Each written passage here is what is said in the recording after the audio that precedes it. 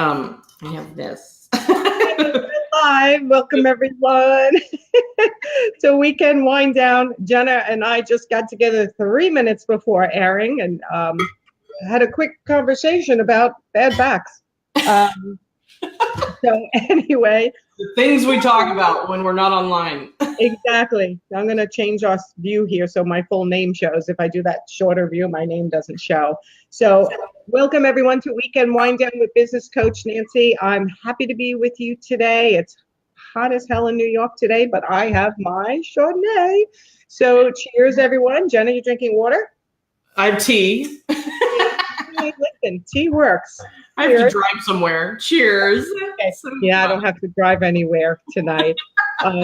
So everyone, a recap of my week. You know what? One of those really busy weeks, I'm creating a course and I'm writing a chapter of a book and I'm, helping my clients.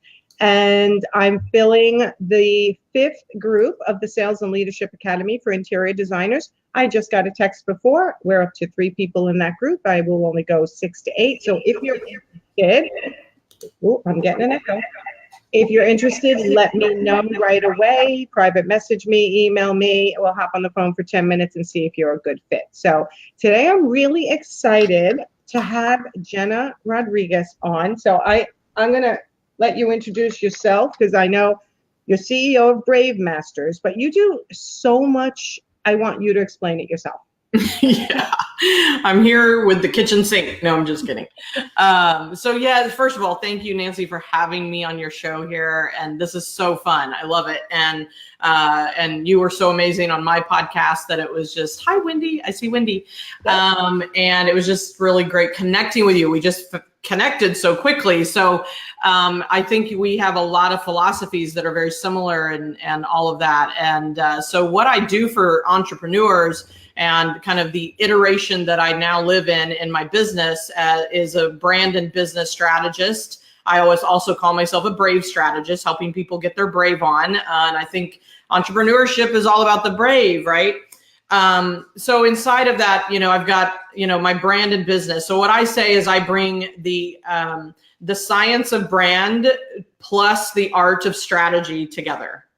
I'm a 50-50 brain. I have the art and creative space, and I have the number. I used to be a controller, so I have the numbers and the strategy part of my brain, and I literally help people make sense of all that because sometimes we're like one or the other, and I just really love to bring both of those worlds together in a very successful, profitable manner, and that's what I do for people. So, yeah, it's kind of a unique twist. It is. It's a great twist, though, where you can break all your towns. I'm going to lower this a little bit. If my volume goes too low, let me know. Using a new microphone. It's like one of those, like this. Yeah. Here's mine. Where's mine? There you go. We have the same matching microphones. I've had it for months and I couldn't get it working. Okay, so talk to me about the brand side. Like, what is your philosophy on a creative entrepreneur branding themselves? Right. Yes. For those creative entrepreneurs. So first and foremost, I always like to create the distinction that I have about brand and branding, just to make it very crystal clear and simple. And that is that brand is who we are. It's what we stand for. It's the essence of our kind of our purpose and vision and mission. And then we pick a vehicle called a business to express that.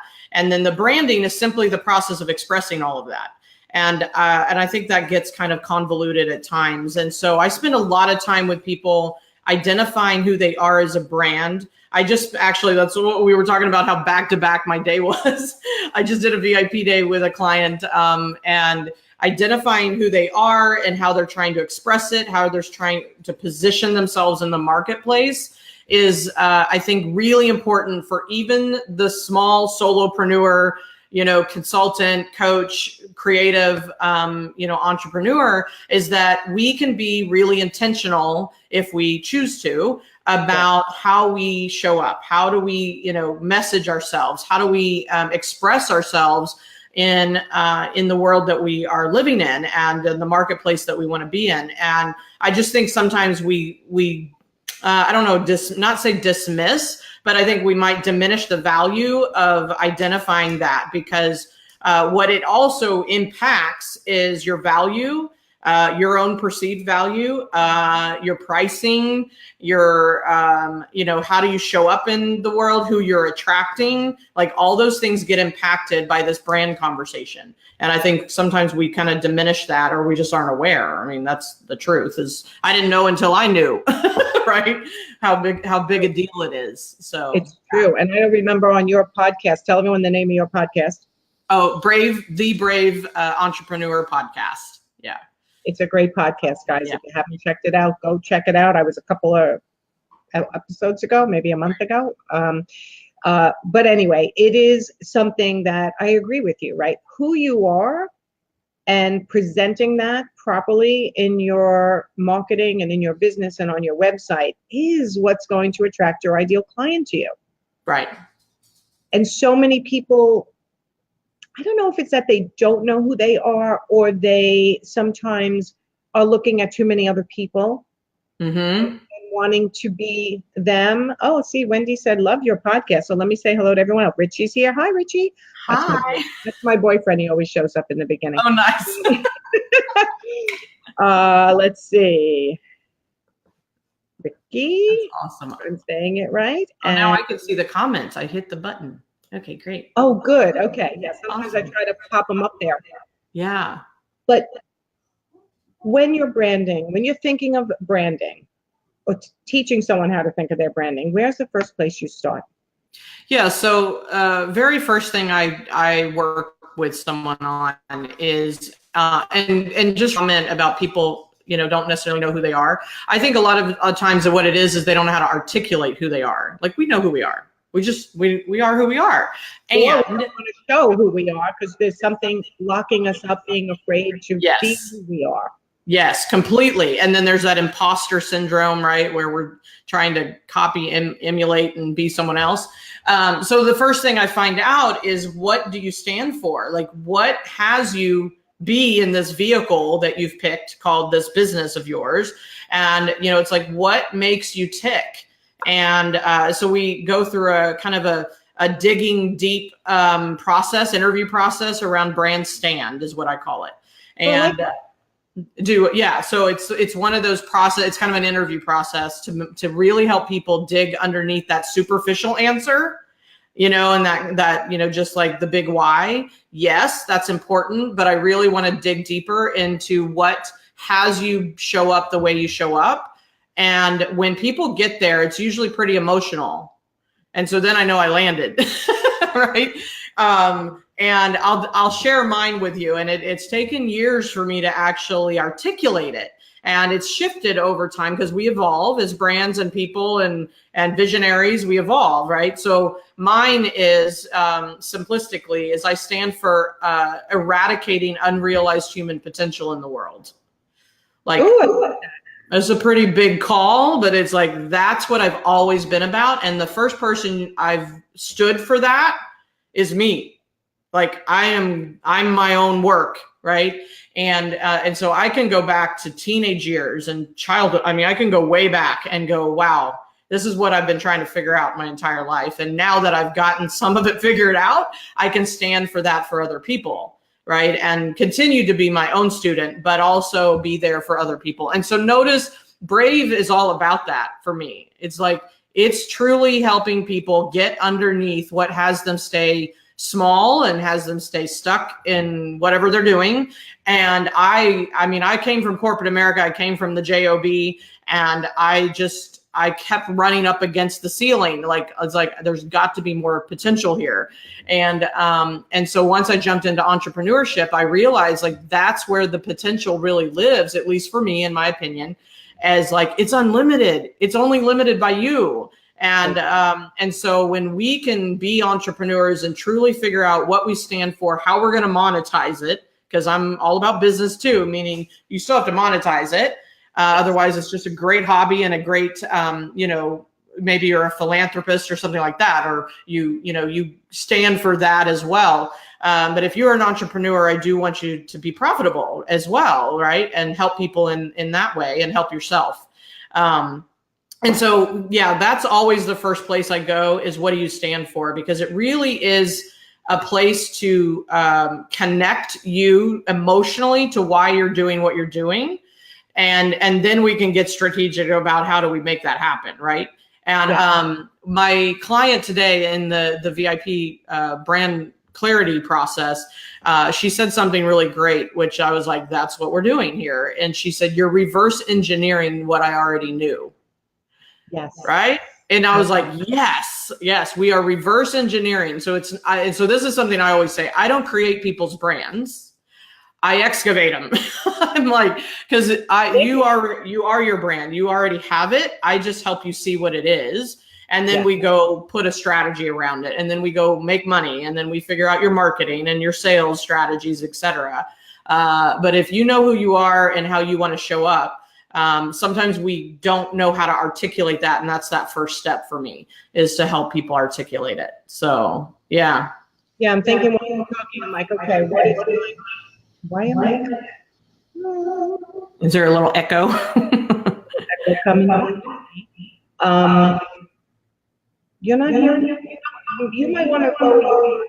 Let me see. Let me know if you guys are hearing the echo. Yeah, let me know if that's any better. Hello. A little bit. I didn't hear it as loud. I can hear. I can hear you. I haven't. Okay. I can hear you fine. So one of the things I'm known for, a kind of tagline of mine, is confidence is a brand that sells, and it's the same process. You know, like you and I just call it different things, right? Just digging. Yes, very, very echo. Oh, thanks, Wendy. Oh no. Oh no. You know what? Sometimes Be Live does this and then it goes away. See, now I don't know. Okay. So confidence is a brand that sells. And when I first start working with somebody and I go over the rates they're charging and I say, I give you permission to raise your rate. Mm-hmm. They just look at me. And when I start digging, when you said you made somebody cry, I said, as Jena turned down, Nancy was clearer. Okay, hold on. I can do a little bit more. I don't know how. Can you still hear me? I can hear you perfectly. Sharon, can you hear me still? I'll turn it down. Oh, you don't have Facebook open, do you? No, I closed Facebook, so that wasn't any issue. Okay, I have Facebook open because I'm sharing the broadcast, but I don't have the volume on. So let me do one last share and then I'll close it. But it's funny that, I mean, it's not funny, but I did a live training with Luann Nagara. She's a podcast of a well-designed business. And the second half of the day were round tables. I made 3 people cry. Yeah. At a little half an hour round table. Because when you start, I'm just continuing my share here, when you really start digging into what's holding them back, it's very emotional. Like you say, when you hit the nail on the head, it's I mean, we all know when somebody says things to us that hit the nail on the head, our eyes immediately well up. Right? So what is holding you back from charging more, from being authentic, from putting yourself out there where people can actually see you? Because if you're not willing to promote your own business, how do you expect anyone else to promote it for you? That's right. That's right. And the fear of marketing, and I wanted to really focus a lot on marketing today because I did a post in, I'm still echoing, I keep trying to play with my microphone and putting it forward. I know, hopefully I'm a little bit better. When I put a post in my group, Actionable Entrepreneurs, like what is everyone struggling with today? I forgot the way we worded it. And marketing came up over and over again. And this like, I hate marketing comes up. And I was thinking today while I was in the shower, like, what if you turn that around to say, marketing brings me business? That's right. I love marketing. That's right. Because marketing, let me just go down. I know, it's only me, Wendy. Do I have to unplug my new microphone? Sugar. Okay, let's see. You got headphones or something? I don't know. I do have headphones, but I don't know if they're going to connect. Should I try to unplug my microphone? Is it? Yeah, Wendy, you're saying it's only Nancy. I've like turned mine down a little bit. Hopefully they can hear me. All right, let's keep going. So I lost my train of thought. Oh, like Yeah, reframing.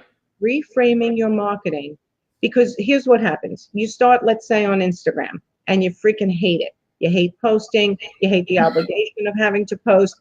Then what happens, which is what happened to me, when I first started building my Instagram, I think I only had about 750 people, and I got my first client Right. from Instagram. And That's I'm like, right. suddenly I love it. Yes. Right? Yes, So completely. when you're talking marketing with people, right? People are used to hearing me talk. So when you're talking marketing with people, how do you teach them to reframe that and make them understand how important it is to do consistent marketing? I love this. Yeah, I love this conversation. So, so yes, I mean, very much so.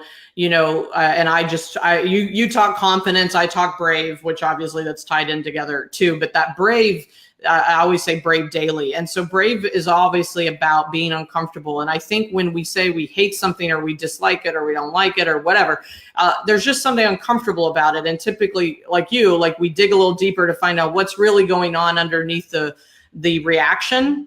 And so that's always step one, is like, let's get real about the facts versus, you know, the story or the fiction that we're making up.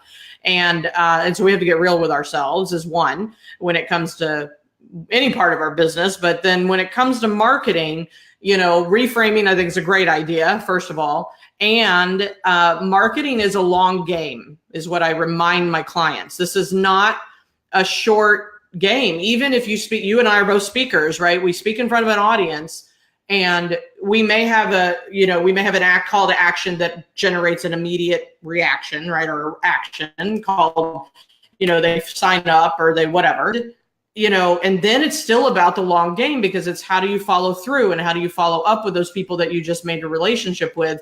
And I've had someone, I had a one-day event back in 2015, and I just was like, when I saw the marketing that I had done, and one being the event, two being the email marketing that I continued to be consistent and frequent about. That's the other thing we'll talk about in a minute, is the C+F, is I had someone call me literally a year later. She emailed me first, and she said, I don't know if you remember me, but I was at your one-day event and I wasn't ready for you then. I wasn't ready. Like, I just couldn't buy then what you offered. And she said, but I would like to just have a conversation with you now about a VIP day, I think is what she asked for. Mm-hmm. And so, of course, I hadn't talked to her yet. And so I got her on the phone. I said, let me find out if a VIP day is even the solution, because I don't know.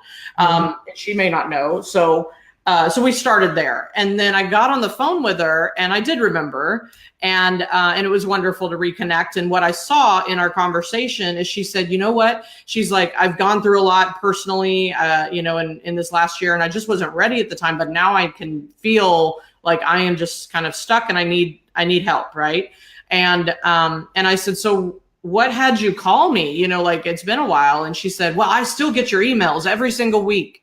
Thank you. I still see your name every single week. And so I just, this week, I sometimes delete them. I sometimes will read them, you know, whatever. But this week, it just reminded me I'm ready. And I was like, so she was a prime example. I mean, I basically ended up generating over $100,000 from that one day event and some email marketing in total, right? Not just from her, but in total. And what I saw for myself, and I was like, guys, you know, when I talk to my clients, I'm like, pay attention to this, because my consistency and frequency of marketing myself in multiple ways, right? I start with people with a top, it's called the top 5 marketing mix. That's what I do. And then if they're elevated in their business, if they're at a different higher level, then we'll talk about the top 10. Right? But first, I want you to master the top 5, and whatever those top 5 are for you, meaning we identify what's specific to them, because everybody's a little bit different. And then I talk about, okay, now what is your level of consistency and frequency with each of those strategies? And what I find is that they're doing one pretty well, and then all the other 4 are not getting done, or they're like 0, 2 and below, right? On a scale of 1 to 10. And so C stands for consistency, but you can be consistent once a year. And that doesn't get you much. I know, right? I know. And I did. I had a client the other day said, I did what you said and nobody responded. I said that you did once. And I love her, but Sure. she was in that mindset. Well, you know what? I need results now. And it is hard. I mean, it definitely is hard. And it's removing yourself emotionally. Yes. And just doing it. Same as the follow-up hearings. I just wrote a blog about it. This is my procedure. This is how often I post, let's say, on Facebook and Instagram, and how often I write a blog, and how often I send an email. Yeah. And this is how I follow up with this every this many days. And you take the emotion out of it. Don't stand there and stare at it. Or judge it when it doesn't work the first time, right? Or judge it when it does. I mean, yes, you want to analyze things after, but minimum of 6 months. Minimum. Yeah. And so frequency for me is like huge. Like frequency is like the missing piece for a lot of my clients anyway. And so each strategy has a unique frequency. And so we figure out, like like what you said, it's like an email marketing might be once a week. You don't necessarily send those daily unless you're doing a challenge or something like that. And some coaches do, though. Some coaches believe in. Some do, depending on where they are. Exactly. Yeah. Agreed. Yeah. So it's like we have to figure out it's all unique to that client, in my opinion. What's the mix, and then what's the frequency for them based on where they are, and what's their list size, all those different factors, right? That's where us professionals can help. Right. And I think that you're right. The mindset is people want the marketing to work immediate, and it's not, it's the long game. That's the first thing I always remind my people of. And this is where I always like continue to prove it to myself even, right? I got to remind myself of that. And, and I just got a new client this week, and I got a client last week, and I always say, well, how did you get to me? And they go, well, I saw you on a podcast, and then I saw you in your webinar, and then I joined your Facebook group, and I was like, marketing. Right? It's all of that coming together because I'm consistent with multiple strategies that they're getting the know, like, trust factor handled. And so it may be, some people are very decisive. They'll see you once and go, hey, I need to work with that person. Very rare. Very rare. Yeah, rare. And so when I heard that person tell me like the 3 things, I was like, oh yeah, see, that's why we market in multiple ways, and we're consistent with each of them, each method. And it works to build that trust so that they can make a decision once they get on a phone call with you or whatever. And once you make an offer to them. And sure enough, this week I had a new client join, one of my online course program, the Brave Speaker program, right? Speaking. And she goes, she followed me from one state, Connecticut, down to Atlanta, and I spoke at Atlanta. She said, I saw you were going to be there. This is why I'm here. I wanted to meet you in person. And I was like, wow. Right. And I was very humbled. She made me cry. I was like, really? Like, that's amazing. I know. And then she joined the program. It's kind of like, sometimes we've got to meet our people face to face. And sometimes, and all of it boils down to different types of marketing strategies adding up for that person to make a decision. And so the touch points, because we're so inundated with information, right? I mean, every single day, every text, every post, all of that we've got to break through the noise. And the only way to do that is to have a high level frequency and consistency in our marketing. And so you gotta love marketing. That's the only way to build a business. Fall in love with marketing. So let me just say hi to a couple people. Yes. Hi, Heather. Hello, Heather. Wendy, I don't think I'm echoing anymore, so that's good. Kirsten, hi, Melissa, and Sharon. Okay, good. I'm glad it's better now. Yes. Yay. It's often coming from their own personality, right? It's like a mirror, right? I hate getting emails. I'm not going to send emails to everybody. Right. This is good. Yeah. I hate everyone's Facebook. I can't stand Instagram. And it's so, when I say to them, they're like, I don't want to send emails once a week. And I'm like, do you like getting emails? They're like, no, I hate getting emails. I'm like, there you go. Hi, Debbie. And that's exactly, I'm like, mirror, you're thinking the rest of the world is like you. Right. Right. But really 7 to 15 touch points if Yes. they have a need for your Minimum. service, minimum, until they think, today's the day, like they need to hear your voice and have you explain things in all different ways and see you, like you said, on all different platforms. I had a client hire me this week, I think. I don't know. The week's been long, I feel like. Right. It's only Friday. The same, I know. I always ask the same question. Where did you find me? And she's like, honestly, I have no idea. You're everywhere.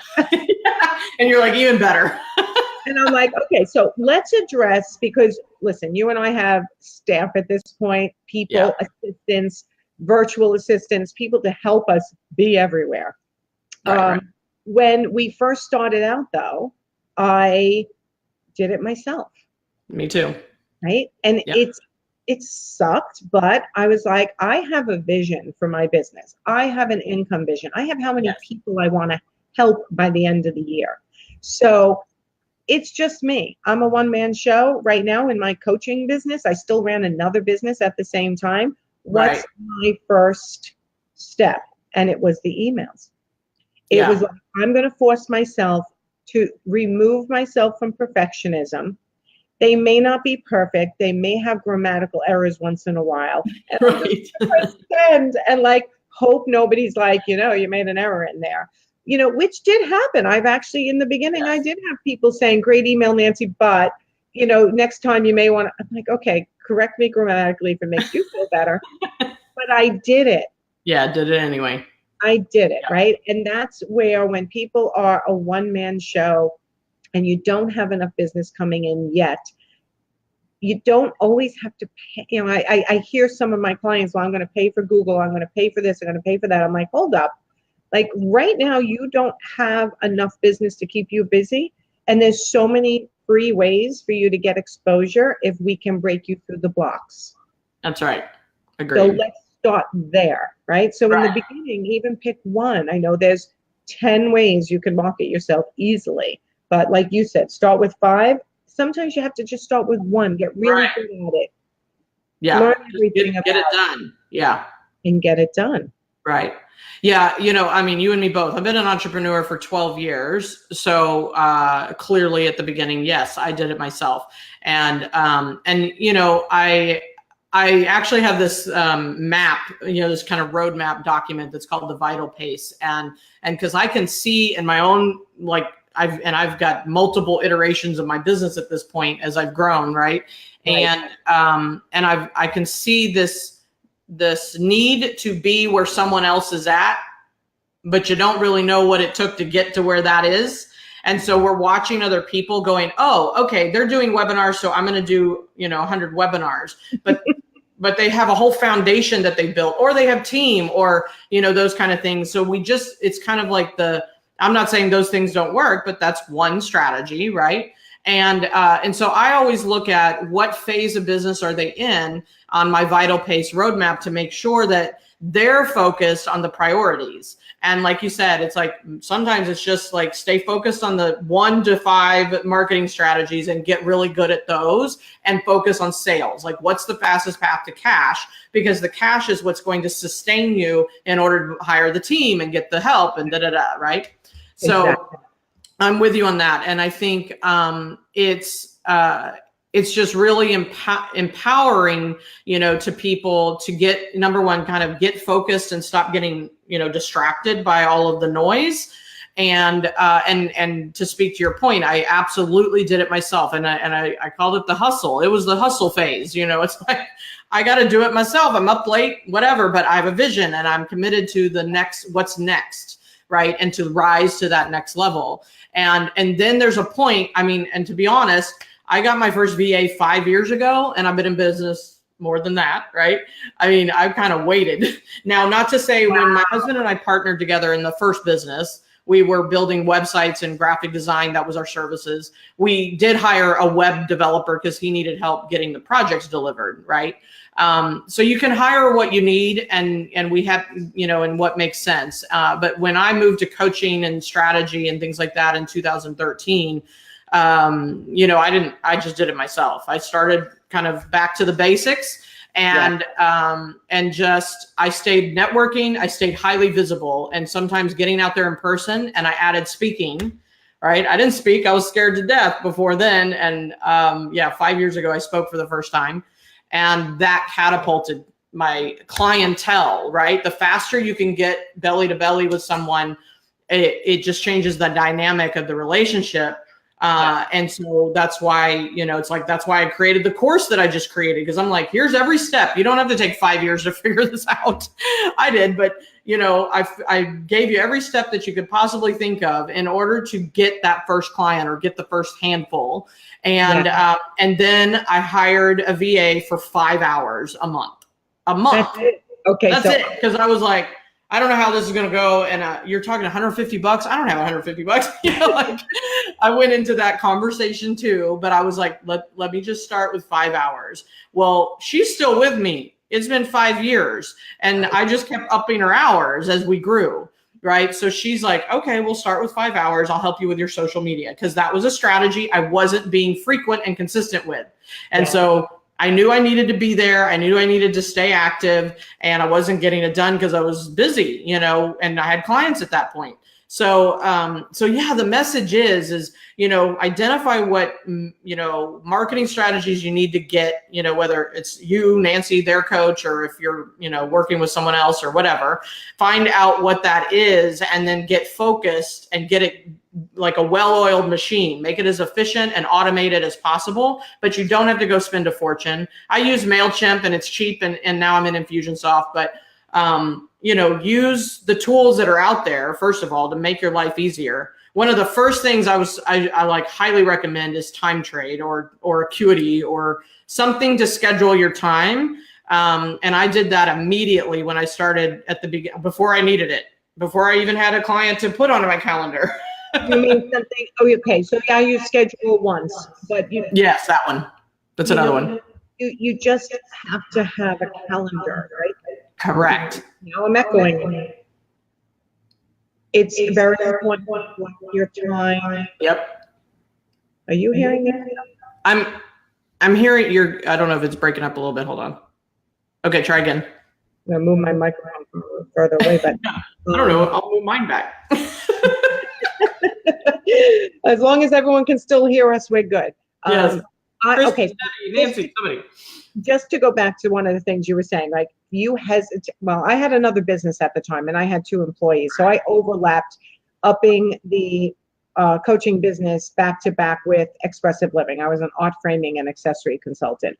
So I was able to transition one of my employees as I was starting to slow down with the art consulting and transition her in here. So I'm not saying, I don't think I was ever alone completely, but probably for a good 7-8 months, I did 100% myself to see, is this even going to work out?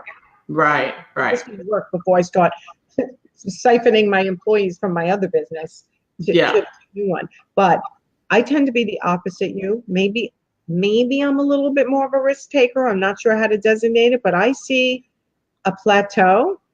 I don't think I hire another employee. Well, yeah, I'm over that one now. I'm like, okay, at this point, I got four VAs. And so where did you hire your first virtual assistant from? Because I don't think people always know, and even though I say this often, you can hire your first part-time help from, where did you look? So, okay. So first of all, she came from a client. The client kept telling me to talk to her VA, like, hey, Heather's going to help you with this. Right. And that was, that's her VA. And so I kept working with her indirectly for the client that I was serving. And then we hit it off. We liked each other, whatever. And so then I just talked to her. So the answer is, first check with the people that's in your circle. Right? Like, look at your circle and go, hey, I'm looking for a VA. Who do you know? That's one. So get the referrals. Yes. Second is, number one, just start asking for it. You'll have plenty. You'll have plenty of people to choose from. I think in the coaching world, you have plenty, but like a lot of people watching are in the interior design world. True. And they may subcontract out one person for like renderings or something, but like steady work.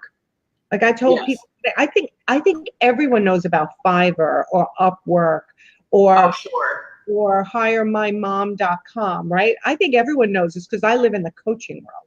Right. Yeah. Other people are like, what are those? Yeah, they're like, what? What do you mean? I just spoke to a client today who's her business does very well, and we're trying to get her to the next level and to become a CEO of her, of her life and of her business. And she's like, wait a minute, I can hire someone from Upwork to, what was it? Something like write a blog. I'm like, yeah. And like, people don't know. Yeah, they You just can literally hire people virtually to do almost anything. You don't need somebody sitting next to you for. That's right. Anything, I mean, unless you're assembling products, which you could still probably do remotely, but yeah, it's, so yes, I mean, yeah, we don't want to sit here and assume everyone knows the answers, because clearly we want to give them the answers. And so certainly, if you're in any kind of circle that, or your group, or if people want to, I have a whole bunch of VAs in my group, Brave Entrepreneurs. So it's a free group. You guys can come in there. Put the link in when we're done. So good. Okay. Yeah, that'd be great, because those are the kind of communities. If you just ask for what you need, there's somebody in there that knows. If you don't even know if it's possible, ask if it's possible, right? Kind of like the blog posting. And it's, what's interesting is some of the VAs that are they're more like virtual consultants that are in my group. They have a lot of them are moms. I'm a mompreneur, right? And they have skill sets that are from corporate America, or their previous careers, and they're bringing so much diversity into like just a freelance situation so that they can help multiple people, right? And so it's great. Like, you can just go in there and ask, hey, I'm looking for someone with this specialty, to help virtually, and you can find someone now. But yeah, I think the biggest thing is when you need help and you don't know where to go, just ask. I mean, I think we hesitate to even ask and go, who do you know? Who knows what? Where should I go? And usually, if I just open up and ask, I'll get some kind of direction, and then I just do what's next, and I just take that next step, and it leads to the answer. And so that's what I encourage people to do. And yeah, back to your risk question. I mean, the faster we can hire, the faster, I think hiring is, and it just depends on where your mindset is and where you are. If you're committed to doing what it takes to sell, to market yourself and sell, right? I always talk about these non-negotiables that I believe business has. And that is leads, conversations, and visibility, right? Which is all about marketing. And if you don't have these three things, you don't have a business. It's just that bottom line. And so if you're getting visible, which is all about the marketing that we just talked about, and which leads to the leads, right? Prospects, and that leads to conversations to sell, right? A compelling conversation. Then if you're doing that, if you're clear that you're going to handle the marketing and the sales and do what's necessary to make that happen, then you should be ready to hire help a lot sooner than I think we are. Because what I believe is they go into like the lack of money. They go into the lack of money. Oh, yeah, the scarcity mindset. Scarcity, yes. And so if we come from a place, well, I don't see the money in the bank and I don't have the money and well, that's because you're not focused in on your marketing and sales. Because if you're marketing and selling, the money will take care of itself. But the help will help you get to the marketing and the sales, right? It's like, it's such a chicken or the egg. It really is. And it's frightening for someone who's not naturally a risk taker to sure, of course, differently, right? It's truly, even in expressive living, my past business, I hired, at the time, who should not be named, was doing a TV show. So I put up a post at a local interior design school saying, looking for an apprentice, right? I look back now and I crack myself up. Like, I would have an apprentice, right? Right. But anyway, 2 people applied. One of them came to me. I didn't know how I was going to pay her. I did not have enough business, but I thought if she can do the work that I'm currently doing, then it will free me up to do the marketing. And she worked for me for, I think, 15 years. Wow. Yeah. So, and I'd tell everyone, like, do you ever go into something, hire someone, hire a coach, bring on an employee and go, well, I expect to fail? Like, no. You're going to go into it with, I'll be damned if I'm going to fail.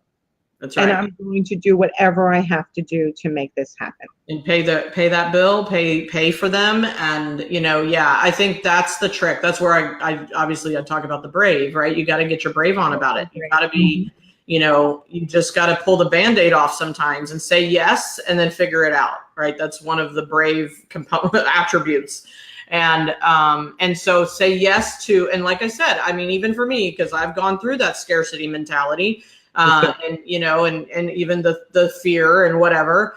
But I just started with 5 hours a month, and I'm like, start somewhere. Even if it's like if you're not a big risk taker, and then I, got riskier as I moved forward because I had the confidence and the know withal to go for the marketing and sales the way I know I can.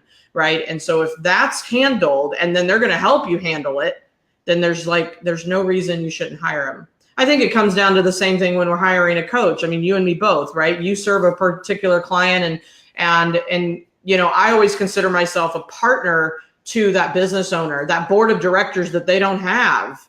Do you know the name of my company? Did I ever go over this on your podcast? What'd you say? My company name, which I don't know if I mentioned on your podcast. I don't remember. My company name is Your Business Partner. Oh, got it. I don't know if maybe that's where I heard it. I don't know. Right? Because I honor, I literally think about my clients all day. Like if somebody's struggling, if something's not clicking. So I partner in my head to what can they do different? What can they distinguish themselves with? What marketing have we not tried? Are they being consistent? What do I want to relate to them? So I agree with you. It's like you and I, our business coaches, are experiencing what they're experiencing almost at the same time, but yet emotionally removed enough to help push them along. That's right. And help them make those correct decisions. Yeah, exactly. And be decisive. Even if, I always say get off. So it's like, there's 3 things to get your brave on. 1, decide, right? Get off the fence. The fence hurts. It hurts to sit on the fence. So decide, even if you have to course correct the decision and make a new decision tomorrow, make a decision and keep moving. Somebody said this to me recently and I was like, oh, I needed to hear that myself, was money loves speed. Money loves speed. And it just hit me in the face. I was like, wow, I never thought of it that way, but it's true because that's about the decision making. It's like, if you just sit and analyze, and I'm not saying make fast, rash decisions that aren't,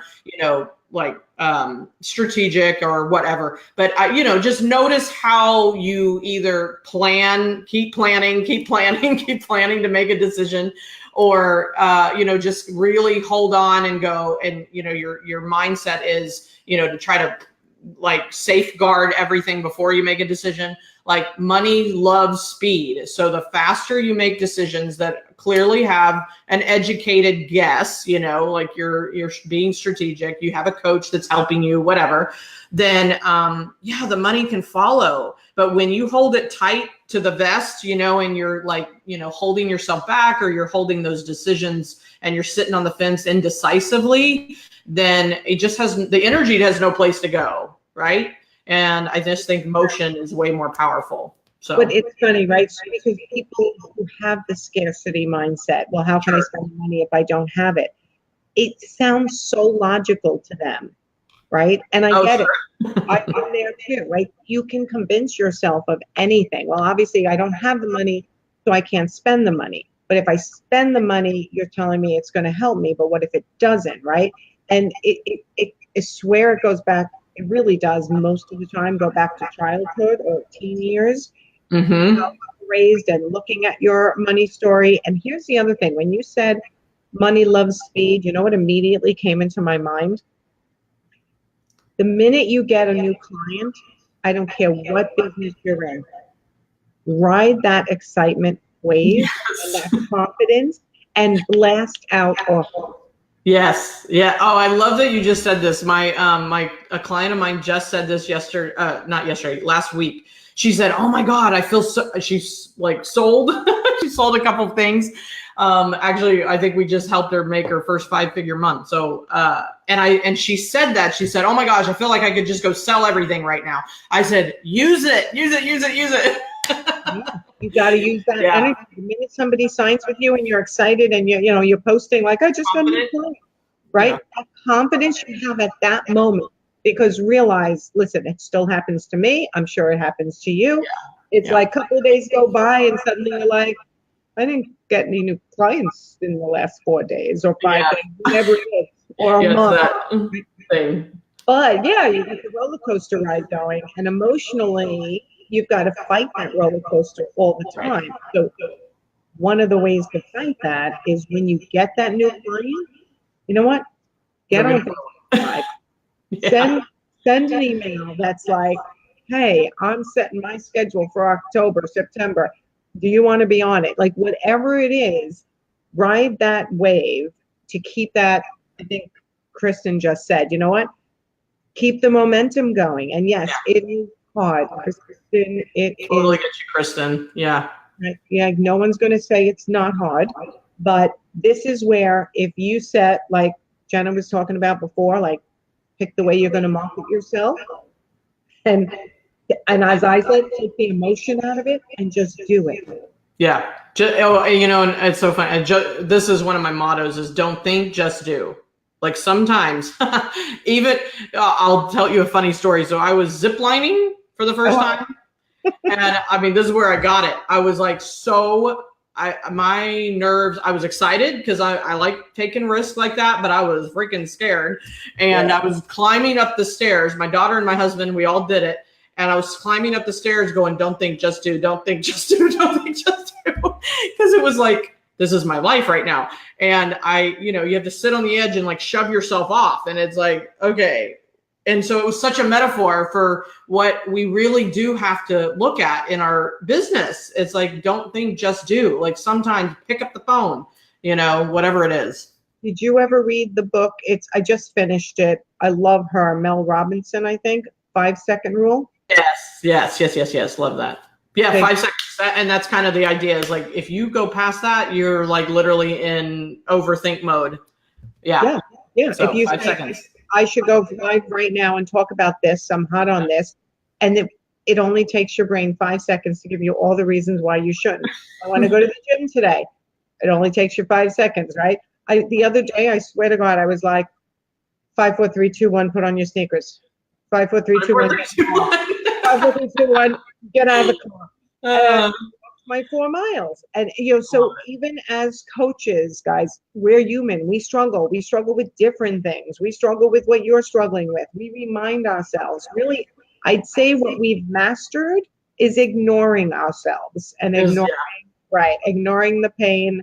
And like you said, walking through the pain. I just say, ignore it. I know I have to do this to get to my goal. And sometimes not picking a monetary goal is also helpful. Like one of the things I did this year is say, when I make a certain amount of money, I am going to take each of my kids on a separate trip to wherever they want to go, right? One at a time, because at 19, 22, and 24, they all have different interests. They don't want to hang together. They don't like being together, right? And I don't really want to be together with the 3 of them all together on a week's trip when they're not, right? So sometimes you set an experience goal for how your money is going to be spent when you reach a certain goal. It changes the feeling of, well, why am I so money focused? It's not about being money focused. It's about living life and what you can do with that. And you can help more people and you can be more charitable. And whoever you are gets amplified when you make more money. Exactly. Right? It doesn't turn you into a bad person. It doesn't make you a selfish person. If you're giving truly of your talent, which is like your energy, and you're getting paid with someone else's energy because they do something else that they love to do, that's okay. You're helping more people. And without marketing, you know what, Kiki, you're right. It's freedom. You know what I call it? I call it choices. Yep. Making more money gives you freedom, gives you choices. So like what word comes to mind for everyone? when you think about, if I make more money, what's the key word? Like, Jena, do you have a key word that you think of? Yeah. So yeah, freedom actually is one of my core values. So I always say I'm freedom obsessed. So, and I just did this exercise this week at the event in Atlanta that I was at, and there was a speaker. It was great, and I have 10 core values, or 10, kind of brave master attributes on my website. And she charged us to break it down and simplify it into 3. And so, funny enough, freedom is number 1, and it relates to choice. It relates to location, right? I've got a business I can do anywhere. I live on the beach in the summer for a month, right? So I've created that. I mean, I remember 6 years ago going, I got to create freedom of location. But freedom of choice, freedom of time and money and things like that, that's what I'm obsessed about. And the other 2 words are transparency, is what I'm committed to, as well as conversation, meaning being curious. And I'm always a student, and I'm always learning from people like you. And, that's why I do the podcast, right? I'm so curious about what everybody else is doing or what they're up to. And, but I'm looking at my notes right now, because it's like freedom, transparency, and conversation is what I stand for. Like, that's a huge part of my value system. And that's what the money's giving me. The money's giving me the freedom. And so, and I came from I was broke childhood, right? Broke. We lived on food stamps at times. I mean, my world is, I've gone up and down from, my dad, divorces at 8, and, we have a 5-bedroom house in the suburbs. And I think as an 8-year-old, I'm like, oh, we're good, right? We haven't made. And then that crashes, that goes away. And then I'm thrown into the next, so many years of worrying about where the rent's coming from and things like that. So, yeah, so I had a lot of choices that I made as a child. I do take personal responsibility always for how I made it. It's not the circumstance. It's not the people in my life. I made a choice as a child to believe it, right? And so the conversations I was hearing, whatever they were, I created my belief system around it. And then I lived that out. And there was a point where I was also making a choice as a teenager, going, there's got to be another way. There's got to be another way. Figure out the other way. And so that's where my drive has been. And so my 20s was like living paycheck to paycheck.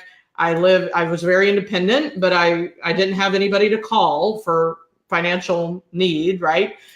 So it was figure it out, self-sufficient.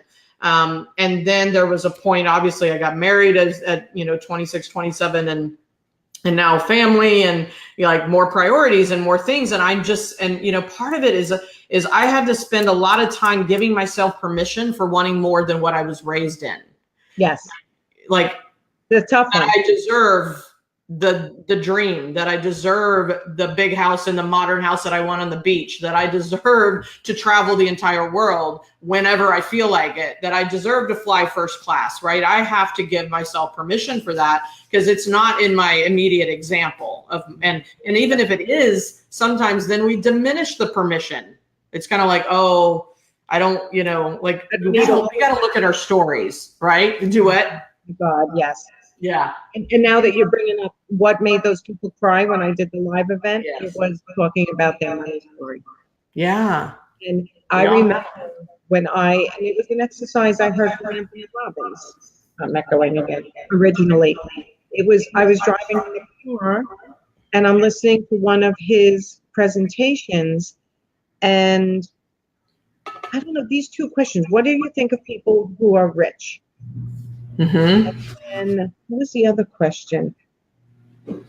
That was the one that I think I stopped the car and I put it over, because my immediate response was pompous, asshole, righteous, demanding. And I'm like, wait, like, where is this coming from? Like, and I literally pulled the car over because I got upset. Like, why do I think this? And is that part of what's holding me back from charging what I'm worth and feeling like it's okay for me to be available to other people to teach them what they don't know in order and help them grow, right? Or to do what I do with my services as an art consultant. And then, oh, I know what the other question was. And this makes people cry too. Like, what did your parents teach you or say to you? And I love my parents. I had great parents. Sure, me too. Yeah. Marriage, all that. But they struggled with money. They had their own story. They had their own story. Yeah. So it was money doesn't grow on trees. People are starving in China. You got to work hard. You know, your father didn't get a raise this year or whatever, like the bullshit of the corporate world. Right. And I realized I had a ceiling on myself because of what I grew up. And again, no blame. It's just what it was. So I came back, and some of you might have heard this story. I came back into my home and I asked my oldest, who is 24 now, and I said, what do you think of people who are really rich? And he said, hardworking, all good things. And I went, what did he say? Like, thank God. Hardworking, smart, lifelong learners, or something like that. Wow. And I went, yes. Wow. Well, thank you. I did a good job as a mother. And his father did a good job, right? Yeah. Like, because he didn't have all those negative connotations. And when if anyone who's listening, and Holly said those, I think they are my clients. I know, I'm reading, and thank you, Wendy. Yes, giving yourself permission. Like, that's really good. Absolutely. Giving yourself permission. And I wanted to go back because somebody said, Kirsten said, so not motivated by money, but I want to do fine design to educate and help people, to train the generation of designers, the next generation of designers, and to create beautiful spaces. So, and spend time with family, friends, and hobbies. What allows you to do all those things? Like continuing your education, Kirsten, to learn how to help other people maybe in this online world, which is what I learned, right? My first coach was to teach me this online world so I can help more people. That's right. What allows you to continue your education within the world of design, going to markets and things like that? Like I went to market this year in Vegas and I literally did a live. Like if you don't have enough money in your bank account, your business bank account, to go somewhere where it's going to further your education personally or professionally, that's sad to me. So when you talked about what's important to you, I forgot the way you worded it, where you had to name the brand stand. The brand stand. Like to me, I want to help everyone have enough money in their business bank account that they can continue their education, go where they need to go, where they want to go, help other people, and have a balanced life. Like I'm on a mission for that. Unlimited. Right. Everyone should be making what they're worth. Yes. And I've said this, I don't know, this came to me like 2 months ago. There's no glory in being the cheapest in your market. There's no glory in being even in the middle of the pack. The glory is honor. There's no honor. The glory is being the premier priced with the service and results that back it up, of course. Yeah. Right. So yeah, you know, it's funny because I talk about value and if you'll just, and because I've done this exercise for myself, but just look at how much money have you spent to know what you know, and 20 years, like how much money have you spent to know what you know, right? That investment, and how many years of experience do you really have getting to where you are? That is what they're buying. Yes. That's the value of you. That's not like, oh, I should only charge $50 because I can't afford it. I have this thing called PER that I talk about with my clients when it comes to selling. And I'll just kind of leave you with this. Like, I believe everybody's buying behavior is, they have to be purring in order to buy, even free, right? If you're making a free offer, they still have to be purring. Notice 100% people do not take your free offer. And so purring stands for priority, urgency, and readiness. And so if they're prioritizing the solution that you're offering, I can get this fixed if I, hire this person or whatever, there's a priority to it. Because notice every day we're spending money. Yep. So it's not about affordability. And the first time I saw this was one client said, oh, I can't afford you. I have to go to Vegas next week. I have to buy a car for my son and I have to pay for college. And I'm like, that's not affording, that's priority. Absolutely. So people buy when they're purring, and you just have to do your job as a marketing and sales expert in your business to be there when they're purring, right? Make them purr, be there when they purr. It's Right. all part of like consistency. Yeah. Well, Jena, as usual, I don't know how an hour went by. I don't know. Oh my gosh, this has been awesome. Oh my God. So, all right. So I want you to tell them where to find you. And before you do that, I'm just going to remind people that Group 5 of the Sales and Leadership Academy for Interior Designers, which is my group starting September 6th, is filling. I've got 3 people in there now. I will take 6 to 8, depends on the mix. If you are interested, message me. I'm everywhere, right? So just message me.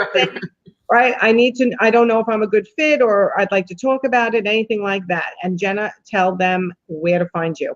Oh, yes, for sure. Bravemasters.com is my website, but I would love everybody here to join us in another Brave community called my Brave Entrepreneurs Facebook group. And you can just go to bravemasters.com/BraveFB, FB for Facebook. So Brave FB, and that'll redirect you. And it's just been such a pleasure. I love having this conversation with you. I know we think a lot alike, and it's just really powerful to just dialogue. So I hope we've helped some people. Thank you, Kirsten and Nick. I can say Kiki and who else? Wendy. Thanks for playing. And Holly, I just love seeing people live. So this is good. And everyone, if this helped you today and you have people on your friends list or on your business page, share this broadcast, right? It helps Jena, it helps me, and we get to reach more people, which in the end is kind of like we're looking to change the world, our mini world, our further world, whatever it is. A ripple effect. People, right? Make more money, become more profitable, and love what they do. So, Jena, don't forget to go in and put the links in the comments. Also. Will do. You're in just a second. All right, everyone, have a great weekend. I'll see you here next week at Weekend Wind Down. If you're curious who my guest is, we'll be posting it on Monday because I can't remember. All right. Bye, guys. Thanks for watching. Thank you.